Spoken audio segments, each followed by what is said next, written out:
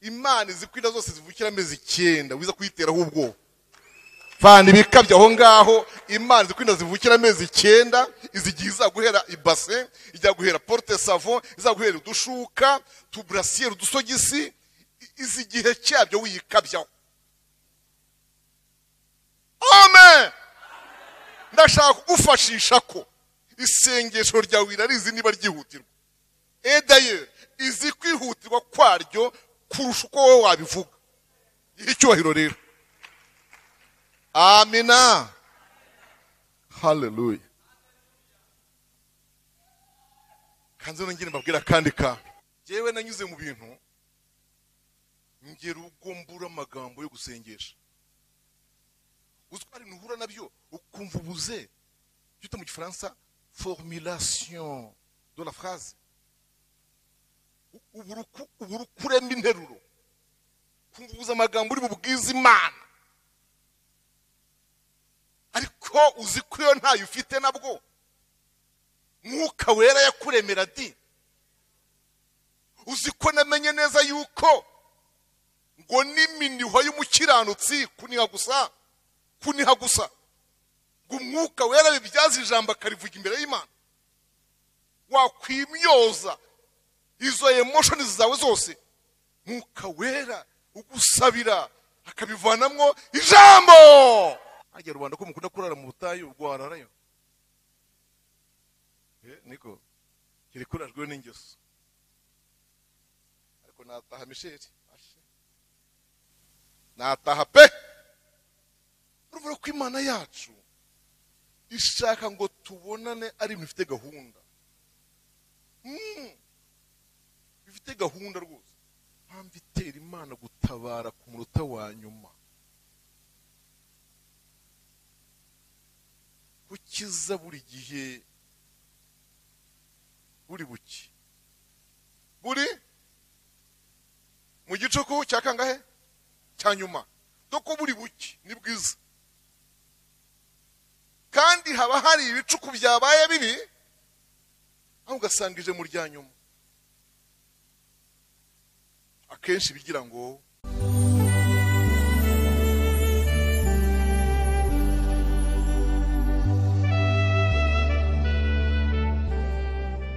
dufite ijambo twatumiriwe kwigisha uyu munsi.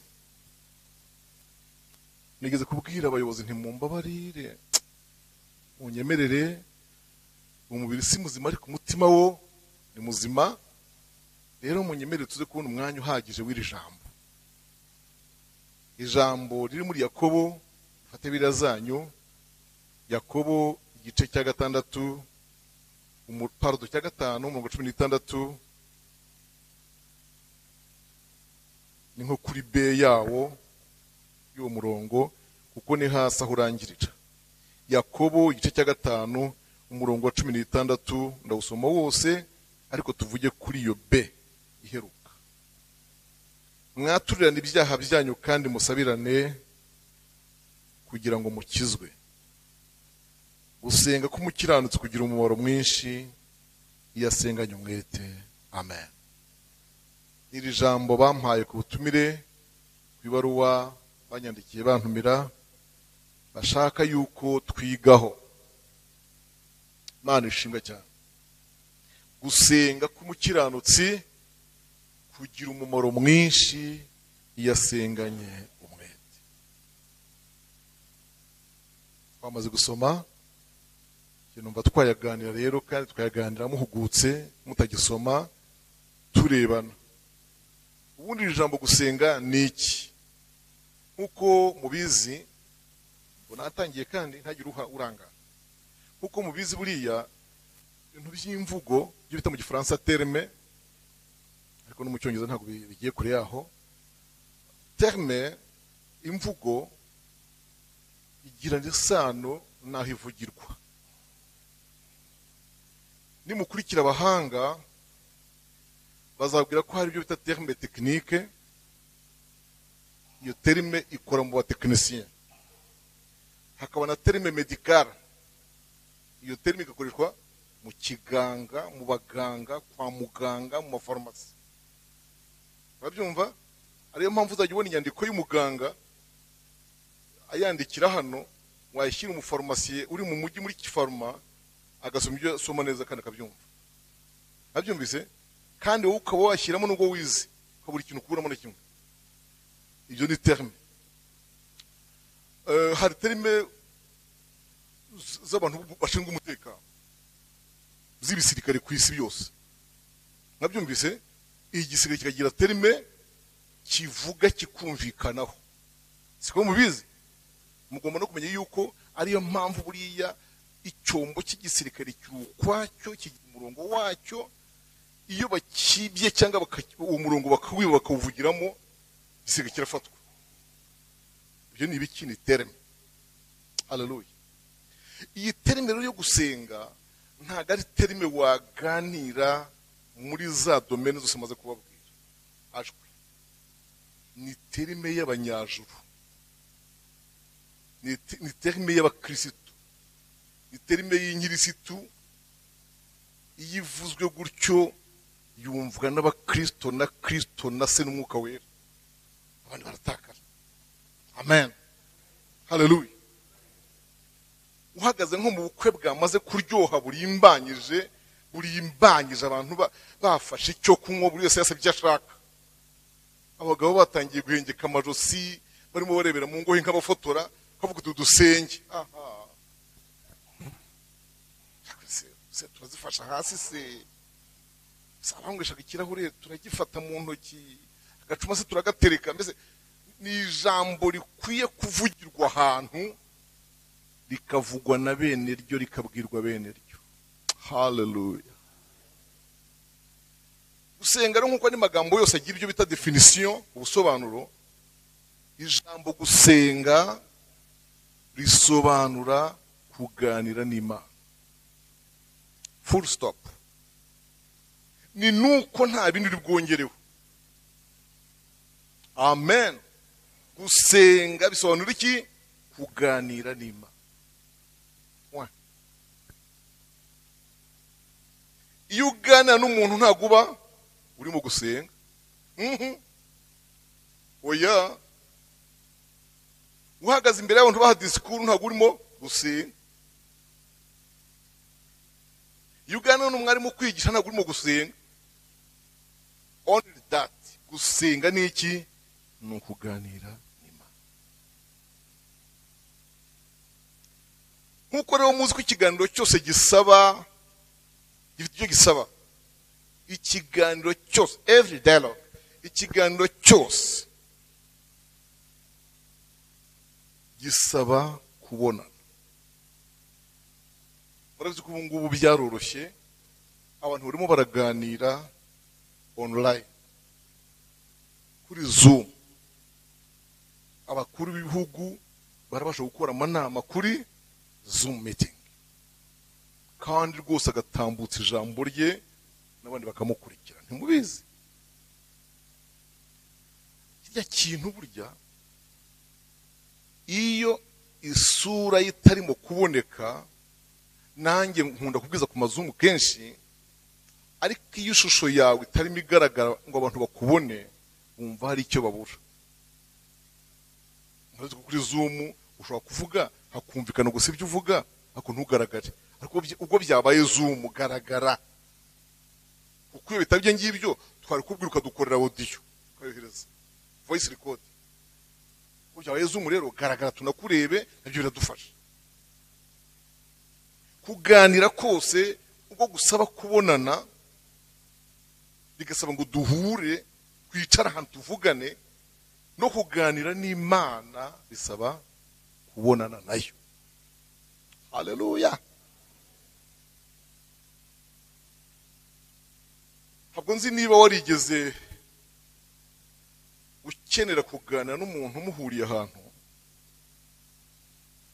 Turi kumwe na?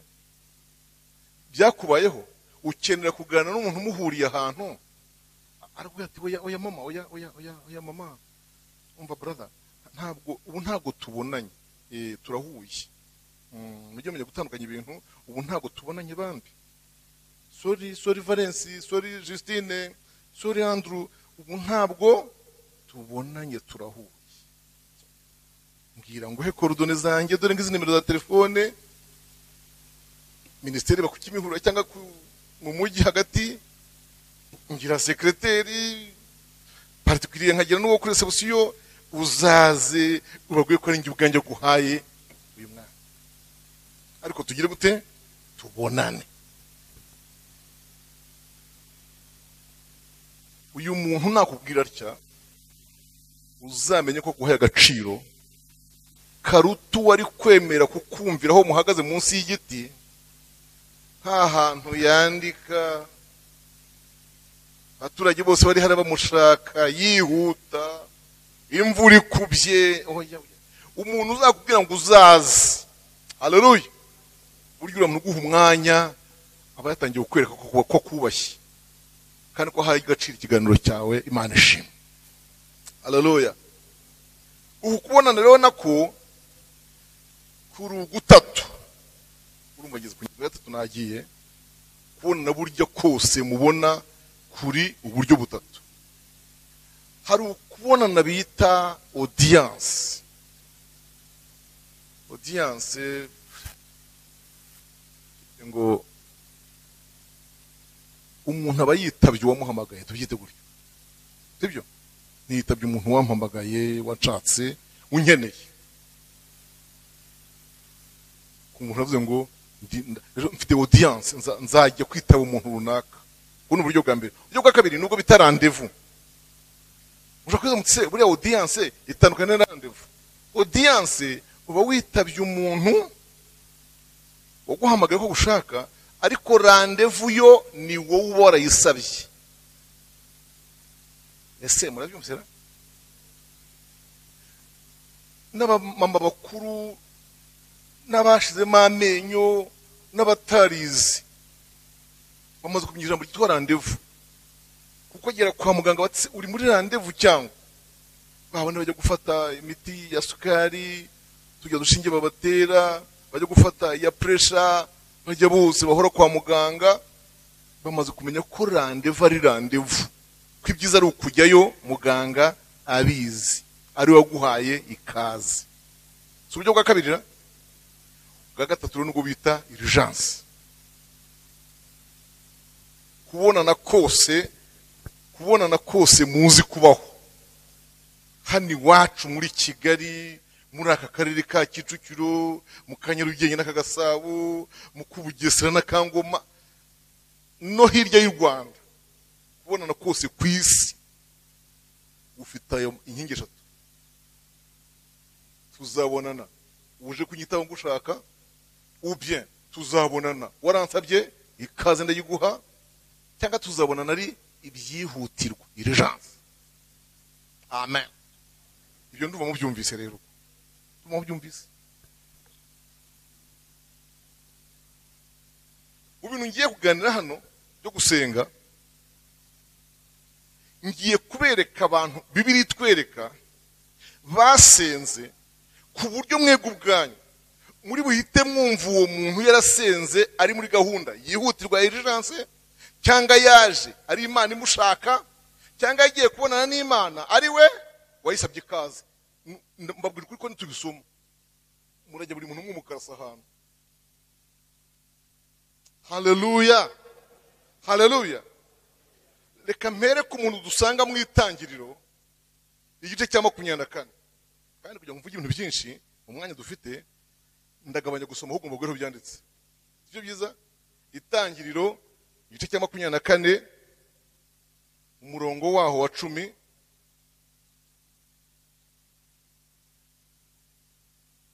nibura kugera ku wa 15, aho mbona ari ngombwa ndahasoma nihuta, ariko twumva ijambo ry'Imana.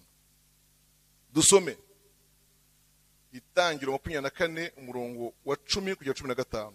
Uwo mugaragu ajyana ingamiya zo mu ngamiya za shebuja, ajyana ingamiya 10 zo mu ngamiya za shebuja, agenda afite ibyiza bya shebuja by'uburyo bwose, arahaguruka ajya muri Mesopotamiya, agera ku mudugudu w'Abanahori, apfukamisha izo ngamiya ku iriba riri inyuma y'uwo mudugudu. Hari nimugoroba, igihe abagore basohokera kuvoma, arasenga ati, Uwiteka Mana ya databuja Aburahamu, ndakwinginze umpe ihirwe uyu munsi, ugiriye neza databuja Aburahamu, dore mpagaze ku isoko, abakobwa babo mu mudugudu basohotse kuvoma. Bibe bitya, umukobwa ndibubwire ndakwinginze, cisha bugufi ikibindi cyawe ngweho, akansubiza ati ngwaho nduhira n'ingamiya zawe, aba ari we wateguraga umugaragu wawe. Ibyo nibyo bizamenyesha yuko ugiriye databuja neza. 15, nuko agisenga atyo. Ako kantu mugafatireho ubwo ndabakopeje. Nuko agisenga atyo, Rebeka arasohoka, wabyawe na Betuweli mwene Miruka mukanahori mwene se Aburahamu, ashyize ikibindi ku rutugu. Uwo mukobwa yari umunyagikundiro cyinshi, kandi yari umwari nta mugabo wigeze kuryamana nawe. Aramanuka ajya ku isoko aravoma, arazamuka. Uwo mugaragu arirukanka aramusanganira amubwira ati ndakwinginze mputuzi ku kibindi cyawe nyweho. Aramusubiza ati databuja nywaho. Atenga amatera vuba ikibindi cye aramuharanywa. Amaze kuyamuha aramubwira ati nduhira n'ingamiya zawe zingwe zeguki. Narenzaho nari nababwiye ubwo ngeze ku murongo wa 10 hari n'9. Yego, mfite impamvu ibinteye. Eleyazari uyu nguyu ni umugaragu wo kwa Aburahamu. Niwe mujya mwumva kenshi Aburahamu yagiye akoresha mu isengesho rye aganya. Kumva aravuze ngo nawe ngo wanyemere ngo abanara ngo ubuse ngo ibyanjye ntibigiye kuzaraga umwedomu. Aho kantu mwana gasomye dore n'uyavuga uko yamukoreye imyaka myinshi. Noneho rero ngo yaje kugera mu zabukuru abona ashaje, dore ko buriya abantu bakuru bagera mu myaka urupfu barwumva, bameze nk'abaganira narwo ruza barwumva. Agatangira agateguza akabwira abana ibyaraga kabiraga bararwumva. Ngo aramuhamagara aramubwira ati shyira ikiganza cyawe hano munsi y'ikibero cyanjye. Ubwo bwari uburyo bwo kurahira, kujya haryamye atakibyuka, atakigera hanze, adaheruka kureba hanze. Agashyira ikiganza gutya munsi y'ikibero cye, aragenda agishyiramo maze arahiriramo. Irahira kuzemera kugenda uyobowe n'Imana yanjye, ukajya mu bwoko bwacu, ukanshakira umugeni w'umuhungu wanjye Isaka. Ngaho arahira kutazayoborwa n'amarangamutima n'ibyo wifuza, utazavanga ukagera hirya kwita ubona abantu banyabugogo ukavuga ngo tumugena aha ngaha hasi mu reka mfe kurebera ku ruyenzi. No, uzajya mu bwoko bwacu. Kirahira ararahira imbere y'Imana yande ya Aburahamu. Siniye ntago ariye ni yande ni Aburahamu. Ya mwana akurikiye uko yasenze yaravuga ngo mugirireho umugisha, ugirire databuja neza. Haleluya. Aragenda ngo ageze mu mudugudu w'Abanahori muri Mesopotamiya. Ubwo Abanahori ni famiye jite yande ya Aburahamu. Imana ishimwe. Haleluya. Apfukamisha izo ngamiya hafi aho. Upfukamisha ingamiya rero nibyo nababwiraga bya terime. Upfukamisha ingamiya ni terime uyishyize mu gishoferi twabyita guparika. Terime burya n'abashoferi terime zabo ushyize mu gishoferi twabyita guparika. Ariko ingamiya kubagenda ku ngamiya babyita kuyipfukamisha. Nge nayigenzeho muri Israeli. Iyo bayipfukamisha mu buryo butatu. Hari ugupfukamisha amaboko, yego, hakaba no kuyibwira ngo nipfukamishe ibi by'inyuma gusa amaguru yonyine, hakaba no kuyibwira ngo yose niryame irangirire hasi. Yipfukamishije amaboko gutya uba ugiye kwihagarika. Yari amaguru yonyine uba uri mwe n'akantu k'agacyayi cyangwa agakoma. Yibwiye ngo igiye hasi rero nawe uba uri burare. Donc uyiparika uburyo itinda nkuko nawe uzatinda. Ngira ngo murabyumvise. Ubwo nubwo yibwiye ngo nipfukame baripfukamishije nuvuga ko hafite agahe gato. Muri ako gahe gato rero yihina ahantu ku gihuru. Umva ijambo yabwiye Imana. Uwiteka Mana ya databuja Aburahamu, dore mfukamiye hano ku gihuru hafi y'inzira hano. Ni isaha abakobwa basohotse bagiye kuvoma. Ndagusabye umukobwa nsaba amazi yo kunywa akemera kuyampa. Kandi ntayampe nk'ayo mu rugo cyangwa nk'ay'abandi bakobwa bose batanga, wakemera gutenga amatiri ikibindi nkanywaho. Ntagiye kugicuramamo, nta muntu umugabo wo guhena mu kibindi dora mfatira rye. Uramumva ariko nabirangiza ubwe yifatira initiative yo kuhira ingamiya zanjye zinywe zeguke. Iyo bimenyetso twari bibindi bigusabye uri bubikore araba ari uwo abari wageneye umuhungu wa Isaka. 15 havuze ngo iki? Agisenga atyo. Ubwo ntabwo mwabyumvise. Iryo sengesho mwarishyize mu yahe? Kora hata. So turatuzi ndaguha utundi buriya hirya. Dusome kabisa. Urabyumvise ariko? Ngo niri? Ni urgence.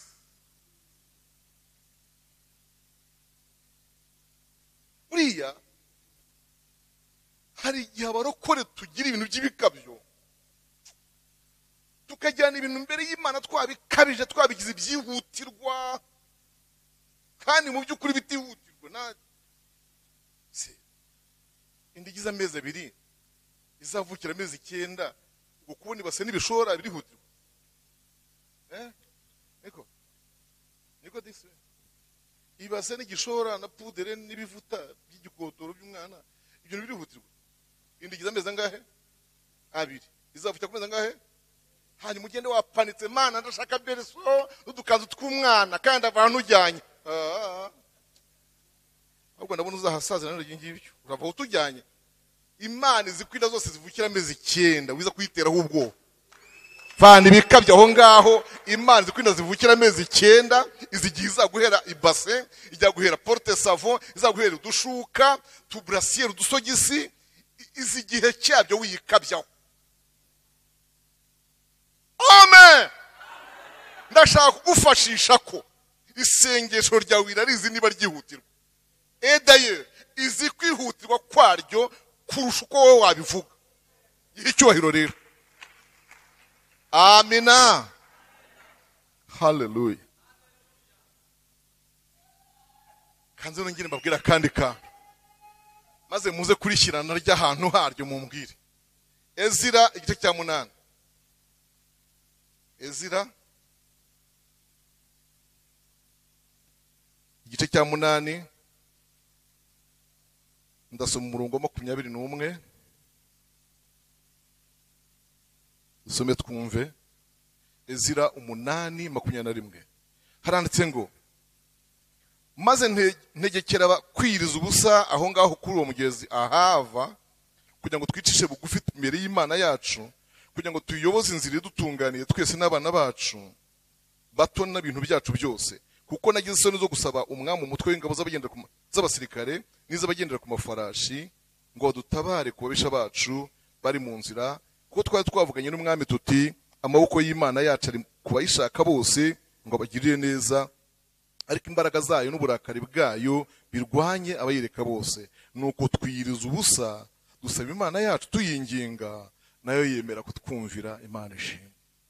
Ahangahe Ezira yarayoboye ubwoko bw'Imana buzamuka butahuka buva hehe? Buva i Babuloni butashye i Buyuda Yerusalemu. Murabyumvise? Hari ku ngoma y'umwami witwa Kuro kuko niyo Imana yakoresheje ko bataha. Kuro w'umuperesi. N'amateka maremare. Noneho baraza bageze Ozarantur mu nkengero za Yerusalemu.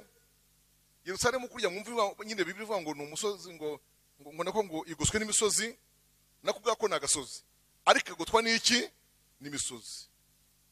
Noneho rero kuyinjiramo Yerusalemu erigiteye nk'umujyi wacu wa Kigali. Ari abantu bavuye mu Gasyata na Karuruma bayinjiramo bazamuka. Siko bimeze? Abavuye Kimisagara mu Nyakabanda bazamuka kwa Mutwa nabo. Aha. Naho abavuye Igikondo na Sejemu hose bo baramanuka ntabwo bazamuka urugunga aricyo. Aha. Abaturutse inyuma Kimisange na Rwampara ntibazamuka nukore. Mwese nikuteye rero. Noneho ngo bageze mu nkengero zayo ho ngaho basanga utuyira twose twinjira mu mujyi turi bare. Abanzi babo bugoho bw'Imana bamwe babirukanye basenye Yerusalemu baragiye bafunga utuyira twose twinjira mu mujyi. Abazi umujyi muratuzi ko abanyamaguru bazamutse batateze, badateze moto, badateze imodoka, bize n'amaguru. Tuyira turahari. Tuyira twese turafunze. Abaturage zirayoboye babonye utuyira twese dufunze bajya kumugira inama. Umva inama bamugiriye ngo nasubira i Babuloni asaba umwami w'i Babuloni iki? Ingabo. Iza bagenda ku mafarashi n'iz'abasirikari. Ezira arabareba abacisha mu ijisho ati ubu nsubire i Babuloni mbwira umwami nabwiye ko dufite Imana.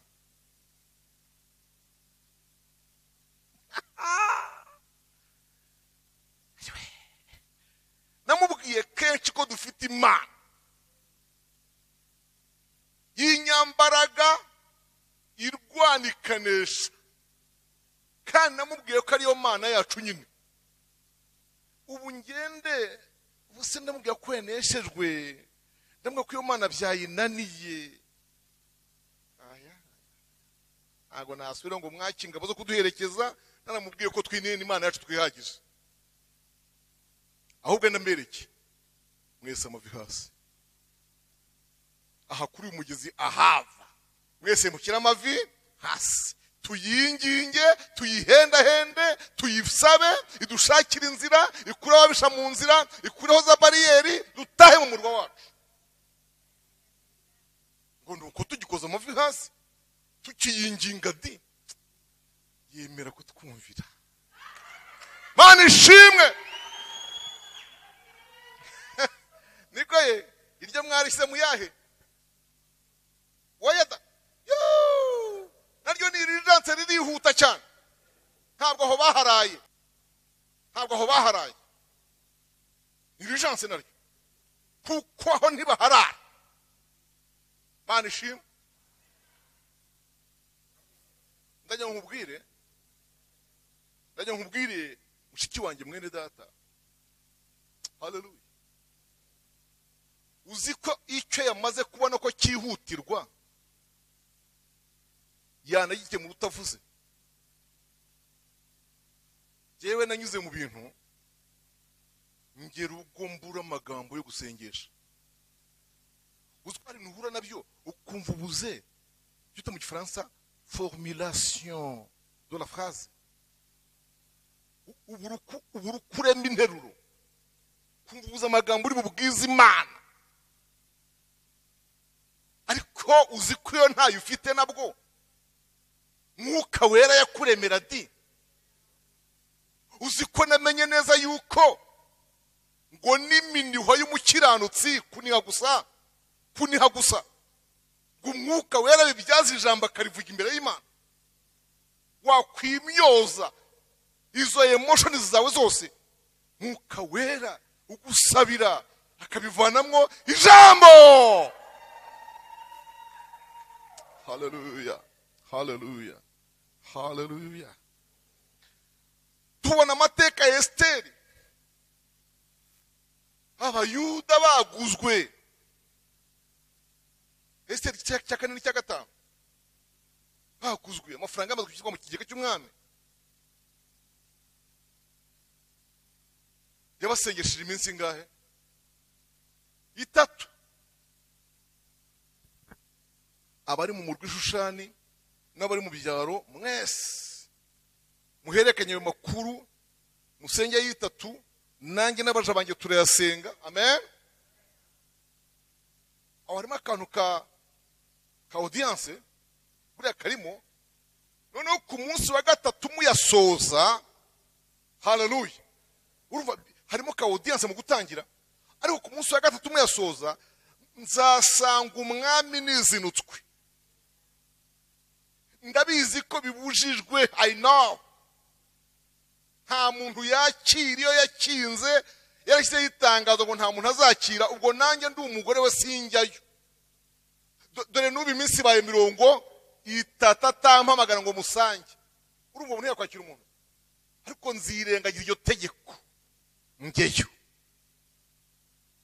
niba ari ugupfa zapfe, niba ari ukwicwa nzicwe, kuko ngo nta kindi gihano cyahabwaga uwo muntu waje kumuvogera, ngo nta kindi kitari ukwicwa.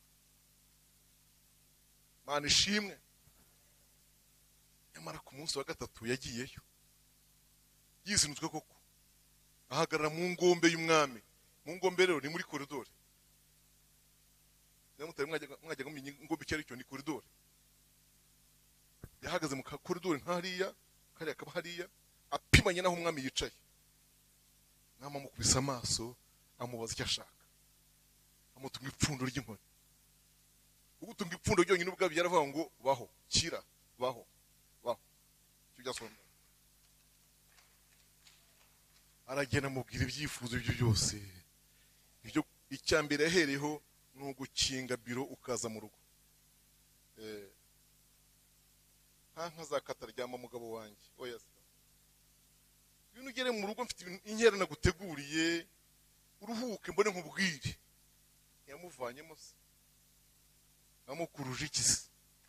Amukuruje iki? Nta nubwo yamubwiye icyo yatetse ngo tuvuge ko akunda ibiryo. Reka da. Wengwe none gutegura inkera, ndakubwira utiri mu rugo. Ubwo rero byakosokeye.